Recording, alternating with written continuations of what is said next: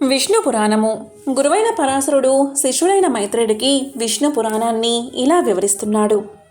ఋతుపర్ణుడు అక్షవిద్యలో గట్టివాడు. జూదంలో ఓడిపోయి దుర్దశలో ఉన్న నలునకు ఆ విద్య ఉపదేశించి తిరిగి రాజ్యాధికారం వచ్చేటట్లు చేశాడు.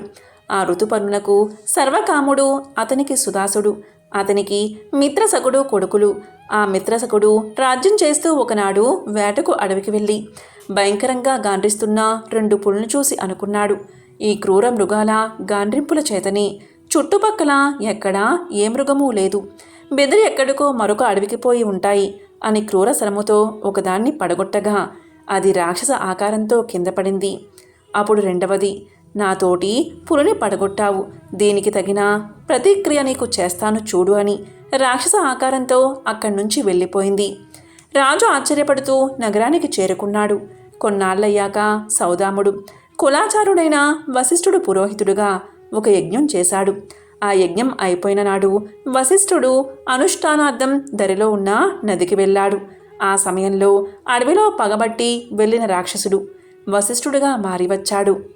రాజా, యజ్ఞమైంది, ఇక నాకు భోజనం, నరమాంసంతో భోజనం, ఇది నా కోరిక అన్నాడు. ఆశ్చర్యంగా రాజు ఒప్పుకున్నాడు. ఆ రాక్షసుడు వంట వండడానికి వేషగాడై రాగా రాజు చెప్పాడు సరే అని.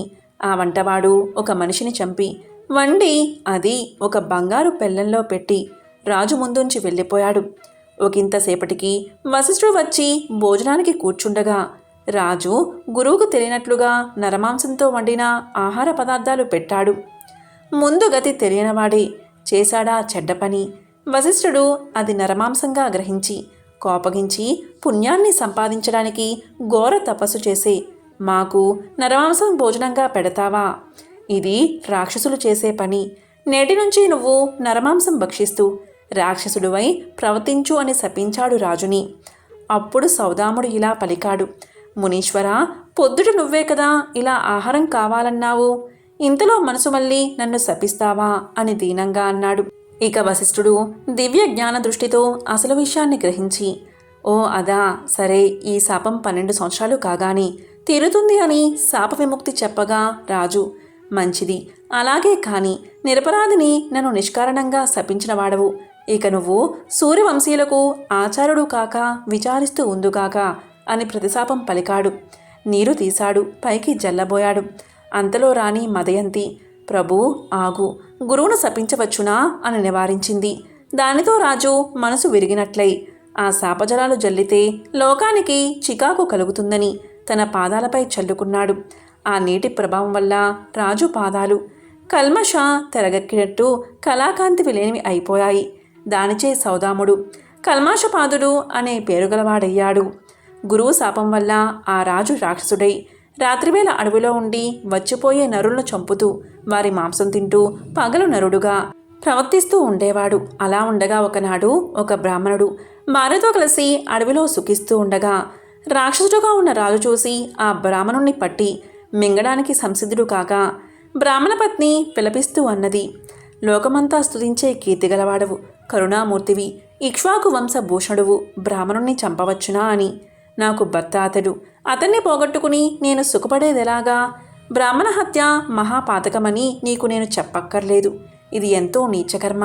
అతన్ని చంపకు, విడిచిపెట్టు, నా బొట్టు చెరపకు అని ప్రార్థించగా రాక్షసుడు ఆమె మాటలు వినిపించుకోలేదు. ఆ బ్రాహ్మణుణ్ణి చంపి భక్షించగా ఆ బ్రాహ్మణుడి భార్య కోపగించి, దుర్మార్గుడా, కలిసి సుఖించే సమయంలో నాకు పతి లేకుండా చేశావు కనుక నీ భార్యతో సుఖించడానికి నువ్వు సిద్ధపడిన వెంటనే చస్తావుగాక అని శపించి అగ్నిలోకి ప్రవేశించింది. ఇలా రాజు చేసిన దారుణ కార్యానికి ఆ అడవిలో ఉన్న భూతాలు హాహాకారాలు చేశాయి. అలాగ మునీంద్రుడి శాపం వల్ల 12 సంవత్సరాలు రాక్షస కృత్యాలు చేస్తూ లోక భీకరుడు అయ్యాడు. తరువాత వశిష్ఠాది ముళ్ళు వచ్చి పాపం శాపం విముక్తి పొందేట్లు తగిన యజ్ఞం చేసి రాజుని పుణ్యాత్ముణ్ణి చేశారు. తరువాత రాజు రాజధానికి వచ్చి రాజ్యపాలన ప్రారంభించాడు.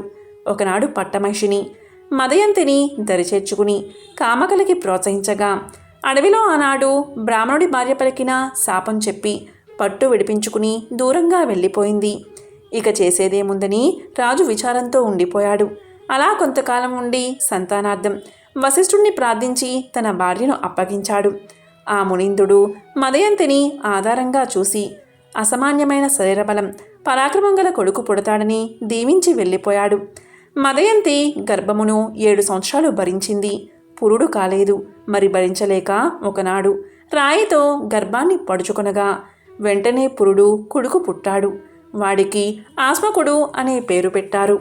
ఆ బిడ్డ క్రమంగా పెరిగి పెద్దవాడు కాగా కల్మాషపాదుడు రాజ్యం వాడికి అప్పగించి తపస్సు చేయడానికి వనవాసి అయ్యాడు. ఆస్మకుడు చల్లగా పరిపాలన చేసి అందరి మెప్పు పొందాడు. ఆ రాజుకి ఒక కొడుకు. వాడి పేరు మూలకుడు. తండ్రి తర్వాత మూలకుడు పరిపాలన చక్కగా చేశాడు. ఆ కాలంలో పరశురాముడు రాజులను సంహరిస్తూ అయోధ్యకు రాగా తెలిసి ఆస్మకుడు స్త్రీ వేషధారి అయి కాంతల నడుమ ఉండగా పరశురాముడు వీడు స్త్రీ సముడు పోనీ అని తిరిగి వెళ్ళిపోయాడు.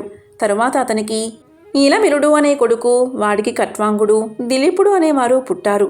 దిలీపుడు పట్టాభిషిక్తుడై రాజ్యం చేస్తూ ఉండగా దేవదానులకు పోరు.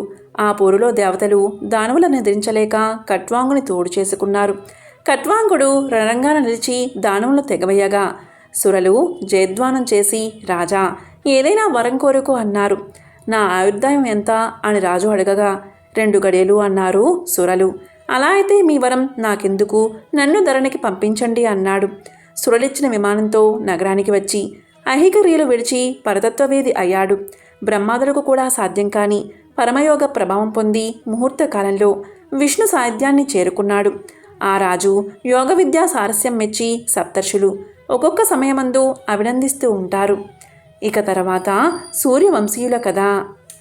దిలీపిని కొడుకు రఘువు, అతని సుతుడు అజుడు, అజుని కొడుకు దశరథుడు దశదిశాల తన రథానికి అడ్డు లేకుండా దివ్య పరాక్రమశాలి ప్రవర్తించి దొరతనం నేర్పిన చక్రవర్తి దశరథుడు. ఆ దశరథునకు మహావిష్ణువు లోకరక్షణ లక్ష్యంగా తన మూర్తి 4 భాగాలుగా జన్మించాడు. ఆ మూర్తులే రామ లక్ష్మణ భరత శత్రుఘ్నులు అని పెరుగుతూ ఉన్నారు. వారిలో పెద్దవాడైన రాముడు విశ్వామిత్రుడి కోరికపై అతని వెంట వెళ్ళి తాటక అనే రాక్షసిని, సుబాహు అనే రాక్షసుణ్ణి ఒక్కొక్క బాణంతోనే తెగవేసి మారీచుడు అనే రాక్షసుణ్ణి ఒక బాణంతో సముద్రంలో పడగొట్టి ఆ ముని యజ్ఞం కాపాడాడు. గౌతముని శాపంచే పాషాణమై అడవిలో పడి ఉన్న అహల్యను తన పాదధూళిచే తిరిగి అహల్యగా రూపొందించాడు. జనకుని వాక్కు అనుసరించి నిండు సభలో శివుడి విల్లు విరిచి సీతను పెళ్లాడి పరశురాముని మార్గమధ్యమున భంగపరిచాడు. తన తల్లిదండ్రుల ఆజ్ఞ అనుసరించి సీతతో లక్ష్మణునితో వనవాసం చేసి ఋషులను రాక్షసుల బాధల నుంచి విముక్తుల్ని చేశాడు. విరాధుని హతమార్చి శూర్పణఖ అనే రాక్షసకాంతను అదరగొట్టి కరదూషణాది రాక్షసులను దారుణ రణదరిలో తెగనాడి కబంధుణ్ణి ఖండించి వానరరాజైన వారిని పడగొట్టి వారి తమ్ముడైన సుగ్రీవుణ్ణి వానరరాజుగా చేశాడు. రావణుడు మోసగించి ఎత్తుకుపోయిన సీతను తెలుసుకుని రమ్మని హనుమంతుణ్ణి పంపించగా మారుతి వెళ్ళి లంకలో ప్రవేశించి సీతను దర్శించి లంకను కాల్చి రావణుడికి బుద్ధి చెప్పి కలత కలిగించి తిరిగి వచ్చి సీతా వృత్తాంతాన్ని రాముడికి చెప్పాడు. తరువాత వానరాజు సుగ్రీవుడు రప్పించిన వానర సైన్యంతో బయలుదేరి సముద్రంపై కొండలతో చెట్లతో ఆనకట్ట కట్టించి ఆవలకు చేరి లంకలో ఉన్న రాక్షసులను అనేకులను శ్రీరాముడు యముడింటికి అతిథుల్ని చేశాడు. రావణ కుంభకర్ణుల శిరస్సులను యుద్ధభూమికి బలిచేసి అగ్నిసాక్షిగా నిరపరాధి అయిన సీతను గైకొని రావణుడి తమ్ముడైన విభీషణుడిని లంకాధిపతిగా పట్టాభిషిక్తుణ్ణి చేయించి తమ్మునితో భార్యతో సుగ్రీవాదులతో పుష్పక విమానారూఢై అయోధ్యకు చేరుకున్నాడు.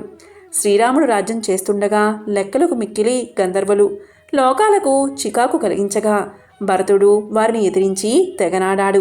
అలాగే శత్రుఘ్నుడు మధువనంలో లవణుణ్ణి సంహరించి వాని స్థానం స్వాధీనం చేసుకున్నాడు.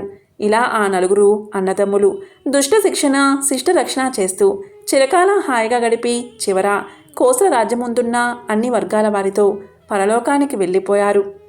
ఇక రాముని కొడుకులు కుశలవలు, లక్ష్మణుని కొడుకులు అంగదుడు, చంద్రసేనుడు, భరతుని సుతులు తక్షకుడు, పుష్కరుడు, శత్రుఘ్నుని తనయులు బాహుడు, సూరసేనుడు. ఈ 89 మంది 8 దిక్కుల పరిపాలన ఎదురు లేకుండా చేశారు.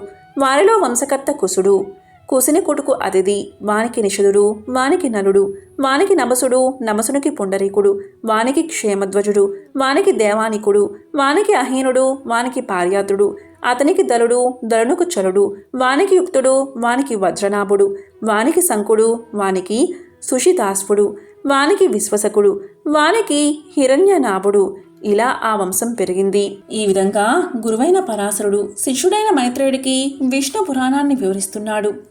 విష్ణు పురాణము. ఓం నమో నారాయణాయ.